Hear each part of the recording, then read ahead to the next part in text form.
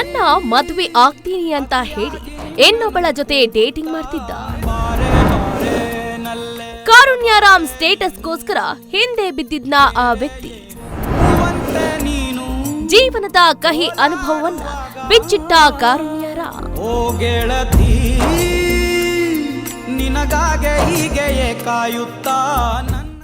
ವಜ್ರಕಾಯ ನಟಿ ಕಾರುಣ್ಯರಾಮ್ ಸದ್ಯ ಕಳೆದ 2 ವರ್ಷಗಳಿಂದ ಸಿನಿಮಾಗಳಲ್ಲಿ ಕಾಣಿಸಿಕೊಳ್ತಾ ಇಲ್ಲ.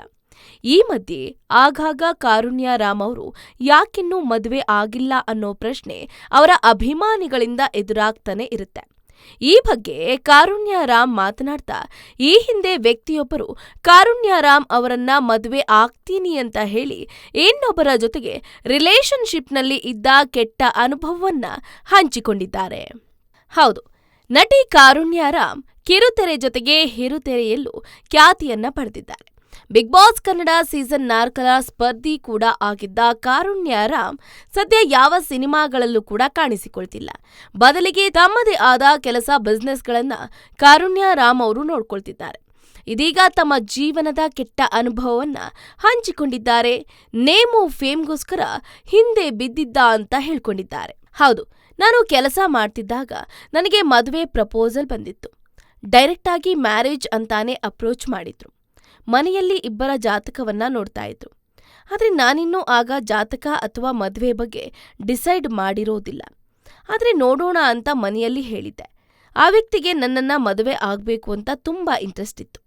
ಆದ್ರೆ ಅವನ ಅಂತಹ ಪ್ರಜ್ಞೆ ಏನೋ ಅನ್ನೋದು ನನಗೆ ಆ ಕ್ಷಣಕ್ಕೆ ಗೊತ್ತಿರಲಿಲ್ಲ. ಅವರ ಮನೆಯವರೆಲ್ಲರೂ ಬಂದು ನನ್ನನ್ನ ಒಪ್ಕೊಂಡ್ರು.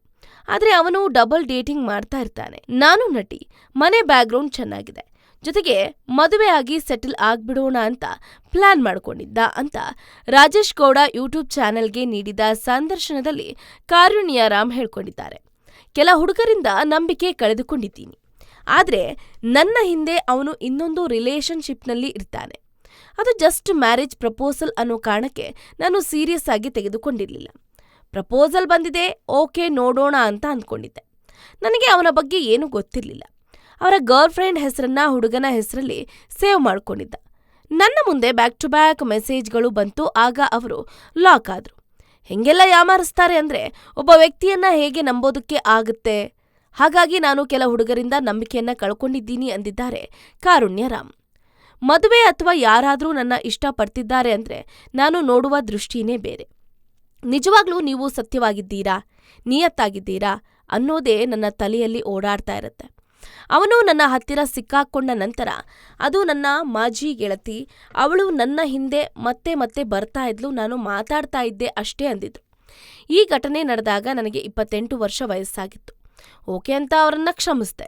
ನಂತರ ಮತ್ತೆ ಬೇರೊಂದು ಹುಡುಗಿ ಜೊತೆ ಸಿಕ್ಕಾಕೊಂಡಿದ್ದೆ. ಆಗ ಇದ್ಯಾವುದೋ ದೊಡ್ಡ ಕೇಸ್ ಇರಬೇಕು ಅಂತ ಅವರಿಂದ ದೂರ ಆದೆ ಅಂತ ಕಾರುಣ್ಯರಾಮ್ ಹೇಳಿದ್ದಾರೆ. ಅಷ್ಟೇ ಅಲ್ಲದೆ ಒಳ್ಳೆತನಕ್ಕೆ ಬೆಲೆ ಅನ್ನೋದೇ ಇಲ್ಲ. ಅಷ್ಟೆಲ್ಲ ಆದ್ಮೇಲೂ ನಾನೇ ಬೇಕು ಅಂತ ಆ ವ್ಯಕ್ತಿ ಹಿಂದೆ ಬರ್ತಿದ್ದ. ಯಾವ ಕಾರಣಕ್ಕೆ ಅಂತ ನಾನು ಯೋಚನೆ ಮಾಡಿದಾಗ ನನ್ನ ಹತ್ರ ಕಾರ್ ಇದೆ, ಮನೆ ಇದೆ, ಫೇಮ್ ಇದೆ, ನೇಮ್ ಇದೆ, ಮದುವೆ ಆಗಿ ಸೆಟಲ್ ಆಗ್ಬಿಡೋಣ ಅನ್ನೋದು ಅವನ ಉದ್ದೇಶ ಆಗಿತ್ತು. ಅದು ನನಗೆ ನಿಧಾನಕ್ಕೆ ತಿಳಿತು. ಒಳ್ಳೆತನಕ್ಕೆ ಬೆಲೆ ಇಲ್ಲ, ಆಡಂಬರಕ್ಕಷ್ಟೇ ಬೆಲೆ ಕೊಡ್ತಾರೆ. ಆದರೆ ಆಕೆಗೂ ಒಂದು ಮನಸ್ಸಿರುತ್ತೆ, ಕನಸಿರುತ್ತೆ ಅನ್ನೋದಕ್ಕೆ ಯಾರೂ ಕೂಡ ಬೆಲೆನೇ ಕೊಡೋದಿಲ್ಲ ಅನ್ನೋದನ್ನ ನನಗೆ ಕಾಡ್ತಾ ಇತ್ತು ಅಂದಿದ್ದಾರೆ ಕಾರುಣ್ಯ. ತಾವ್ಯಾಕೆ ಸಿಂಗಲ್ ಆಗಿರ್ತೀವಿ, ತನ್ನ ಸಹೋದರ ಹೇಗಿದ್ದ, ಏನೆಲ್ಲ ಫೇಸ್ ಮಾಡಿದ್ದೆ ಅನ್ನೋದನ್ನ ಹೇಳ್ಕೊಂಡಿದ್ದಾರೆ. ನಟಿ ಮಾತನಾಡಿ, ನನಗೆ ಸಹೋದರಿ ಕೂಡ ಇದ್ದಾಳೆ, ಮೇಕಪ್ ಆರ್ಟಿಸ್ಟ್. ಆದರೆ ನನ್ನ ಸಹೋದರ ಈಗ ಇಲ್ಲ. 2013 ಫೆಬ್ರವರಿ 16 ನನ್ನ ತಮ್ಮ ತೀರಿ ಹೋದ. ಅದಕ್ಕೆ ದರ್ಶನ್ ಅವರ ಬರ್ತ್ಡೇ ಯಾವಾಗಲೂ ನನಗೆ ನೆನಪಿರುತ್ತೆ. ಸಾಕಷ್ಟು ಬಾರಿ ದರ್ಶನ್ ಅವರಿಗೆ ವಿಶ್ ಮಾಡುವಾಗಲೂ ತಮ್ಮನ ನೆನಪು ಕಾಡಿದ್ದು ಇದೆ ಅಂತ ಹೇಳಿದ್ರು. ನನ್ನ ಬ್ರದರ್ ವಿಶೇಷ ಚೇತನ ಆಗಿದ್ದ. ಅಮ್ಮ ಹೇಳುವ ಪ್ರಕಾರ ಗಂಡು ಮಗು ಆಗಲಿ ಎನ್ನುವ ಬಯಕೆ ಅವರಲ್ಲಿ ಇತ್ತು. ಅಮ್ಮ ಹೇಳುವ ಪ್ರಕಾರ ಮಗು ಬೀಳಿಸಿರಬಹುದು, ಹಾಗೆ ಆತ ವಿಶೇಷ ಚೇತನ ಆಗಿರಬಹುದು ಅಂತ ಹೇಳ್ತಾರೆ. ನಮ್ಮ ಫ್ಯಾಮಿಲಿ ಕಡೆಯಿಂದ ಯಾರೂ ಹಾಗೆ ಇಲ್ಲ. ಇನ್ನು ನನ್ನ ತಮ್ಮ ತುಂಬ ಚೆನ್ನಾಗಿದ್ದ. ಹುಟ್ಟಿದ ತಿಂಗಳ ಮೇಲೆ ಕತ್ತು ನಿಲ್ತಾ ಇರಲಿಲ್ಲ. ಅಮ್ಮ ಹೇಳಿದ್ದ ಮಾತುಗಳಿದು. ನನಗೆ ಅಷ್ಟಾಗಿ ನೆನಪಿಲ್ಲ.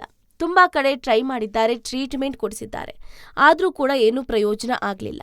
ಮುಂದುವರೆದು ಆದರೆ ಅಮ್ಮನ ಭಾವನೆಗಳನ್ನ ಮಿಸ್ಯೂಸ್ ಮಾಡಿಕೊಳ್ಳೋರು ಮತ್ತೆ ಕೊನೆಗೆ ನನ್ನ ಬ್ರದರ್ ವೆಂಟಿಲೇಟರ್ ಹಾಕುವಾಗ ಕಷ್ಟಪಟ್ಟು ಉಸಿರಾಡೋನು, ಮತ್ತೆ ಕೇವಲ ಬ್ರೆಡ್ ಹಾಗೆ ಹಾಲಲ್ಲೇ ಇರ್ತಾ ಇದ್ದ.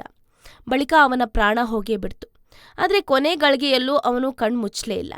ಅವನಿಗೂ ಇನ್ನೂ ಬದುಕುವ ಆಸೆ ಇತ್ತು ಅನ್ಸುತ್ತೆ ಅಂತ ಕಣ್ಣೀರನ್ನ ಇಟ್ರು. ಇನ್ನು ನನ್ನ ತಮ್ಮನನ್ನ ನಾನು ತುಂಬಾ ಪ್ರೀತಿಸ್ತೀನಿ.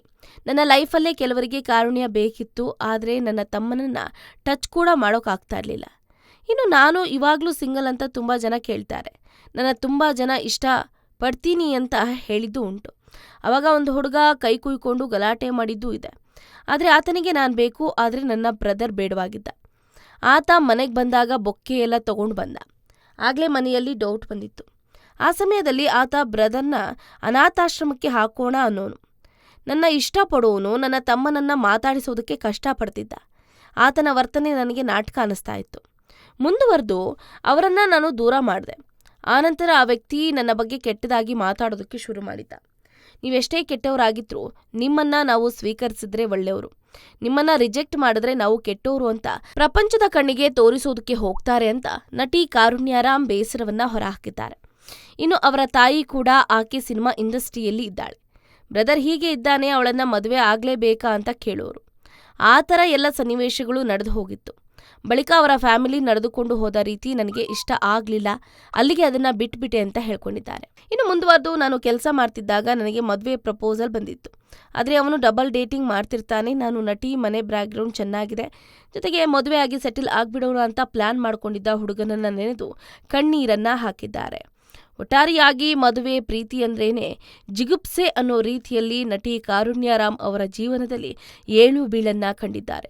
ಒಬ್ಬ ಹೆಣ್ಣು ಮಗಳಾಗಿ, ಒಬ್ಬ ನಟಿಯಾಗಿ ಇಷ್ಟೆಲ್ಲ ಫೇಸ್ ಮಾಡಿರೋದು ಒಂದು ಕ್ಷಣ ಬೇಸರವನ್ನ ಉಂಟು ಮಾಡಿದೆ.